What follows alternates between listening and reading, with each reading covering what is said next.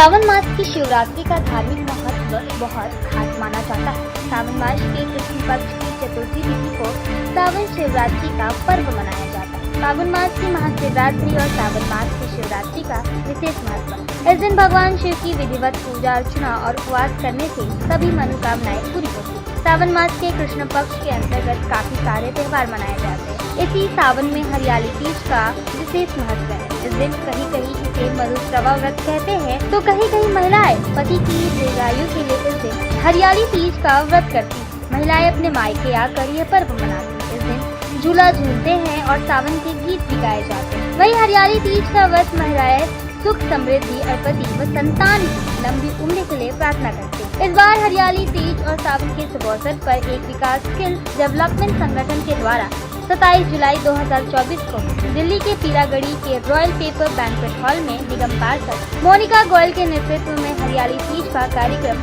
आयोजन किया गया, जहां लगभग 200 महिलाएं सम्मिलित थी। बता दें, इस कार्यक्रम में मेहंदी डांस फैशन शो का भी आयोजन किया गया। इसमें महिलाओं ने मेहंदी लगाकर सावन का झूला झूला, साथ ही हरियाली तीज के गानों पर जमकर ठुमके मारे। इस कार्यक्रम के मुख्य अतिथि के तौर पर वर्तमान सांसद योगेंद्र चंदोलिया जी ने अपनी उपस्थिति दाखिल की। मोनिका गोयल जी ने कोई पहली बार कार्यक्रम नहीं किया, हर वर्ष वो कार्यक्रम करती है, बहुत कार्यक्रम करती है। हरियाली तीज हमारा एक अच्छा त्योहार है और ये बहनों का त्योहार है। उन्होंने आज एक विश्वास जो उनके एनजीओ है, उस एनजीओ के माध्यम से उन्होंने एक बहुत बड़ा ग्रुप जो जोड़ा हुआ है। मैं इस अवसर पर आज उन्होंने मुझे मुख्य अतिथि के रूप में बुलाया। पहले जब मैं सांसद नहीं था तब भी मैं आता था, अब मैं सांसद बन गया हूँ। मेरी वो भी जिम्मेदारी बन जाती है कि किसी न किसी रूप में लोगों के बीच में रहने का मुझे मौका मिला है। आज लगभग यहाँ पर मानता हूँ 300-400 बहनें तो रही होंगी और 300-400 बहनों के बीच में मेरी भी उपस्थिति जो मोनिका जी ने करवाई है, तो उसके लिए मोनिका जी का धन्यवाद। और ऐसे कल्चरल कार्यक्रम, धार्मिक और सामाजिक कार्यक्रमों को लगातार करती रहती हैं। इसके लिए मैं यही कह सकता हूँ कि उनको परमात्मा की शक्ति दे। लगातार राजनीतिक क्षेत्र में काम करने के बाद लोग सामाजिक और धार्मिक कार्यक्रमों को भूल जाते हैं। वे तीनों कार्यक्रमों को एक साथ, जब राजनीति करनी होती है, दिल्ली की जनता के लिए लड़ाई लड़नी होती है, तो उसमें संघर्ष करती है, और जब कोई धार्मिक उत्सव आता है तो उत्सव का आयोजन करती है। ये सामाजिक कार्यक्रम है, आज तीज है और तीज बहुत ही महिलाओं के लिए तो विशेष है। आज जो हरियाली तीज का उत्सव है, हमारी बहनें लगातार कई सालों से मनाती आ रही हैं। विभिन्न हमारे जो पर्व हिंदू जो रीति रिवाज और हमेशा ही हमारी बहनें आगे बढ़ करके हमेशा मेरा साथ देती है। जो आज एक विश्वास स्किल डेवलपमेंट है, इसके तहत लगातार हमारे ऐसे सामाजिक और धार्मिक कार्यक्रम रहते हैं। और आदरणीय योगेंद्र चंदोलिया जी का पहली बार हमारा कार्यक्रम में आना मिला। बहनों को हमेशा स्नेह देते हैं और उत्साहवर्धन करते हैं हमारे बहनों का।